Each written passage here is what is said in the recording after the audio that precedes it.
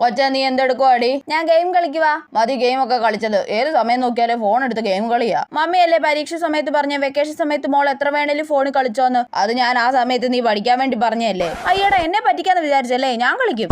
കൊച്ചെ നീ ഇങ്ങ് വന്നേടി. മമ്മി ഒന്ന് അടുക്കളയിൽ സഹായിച്ചേടി. ഇല്ല എനിക്ക് ഉറക്കം വരുവാ മമ്മി. 2 ഉള്ളിയെങ്കിലും അരിയാൻ സഹായിക്കും കൊച്ചെ. മമ്മിയല്ലേ പറഞ്ഞ വെക്കേഷൻ എത്ര സമയം വേണേലും ഉറങ്ങിക്കോന്ന്. ഞാൻ ഉറങ്ങാൻ പോവാ.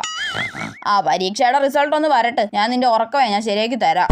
ഓരോ പിള്ളേരൊക്കെ ഈ വെക്കേഷൻ സമയത്ത് അവരുടെ അമ്മമാരെയൊക്കെ എന്തോരം സഹായിക്കുമെന്ന് അറിയുമോ? വെക്കേഷൻ സമയത്ത് മോള് വെറുതെ ഇരുന്നോന്ന് അമ്മ വെക്കേഷന് മുന്നേ പറഞ്ഞോ? അല്ല പിന്നെ SSLC പരീക്ഷാ ഫലം മെയ് 8-ന്. കഴിഞ്ഞ വർഷത്തേക്കാൾ 11 ദിവസം മുൻപാണ് ഫലപ്രഖ്യാപനമെന്ന് വിദ്യാഭ്യാസ മന്ത്രി. മെയ് 8-നോ? അയ്യോ ഇത്ര പെട്ടെന്ന് റിസൾട്ട് വരാനായോ? മമ്മി കേട്ടില്ലെന്ന് തോന്നുന്നു. ഒരു കാര്യം ചെയ്യാം, മമ്മി അധികം ദേഷ്യം പിടിപ്പിക്കണ്ട. കുറച്ച് സോപ്പിട്ടൊക്കെ നിക്കാം. അടുക്കളയിൽ പോയി എന്തെങ്കിലുമൊക്കെ സഹായിക്കുന്ന പോലെ അഭിനയിക്കാം. അതാ നല്ലത്. മമ്മി എന്റെ ഉറക്കമൊക്കെ കഴിഞ്ഞു കേട്ടോ. ഞാൻ വേണേൽ ഇപ്പൊ വന്ന് സഹായിക്കാം കേട്ടോ.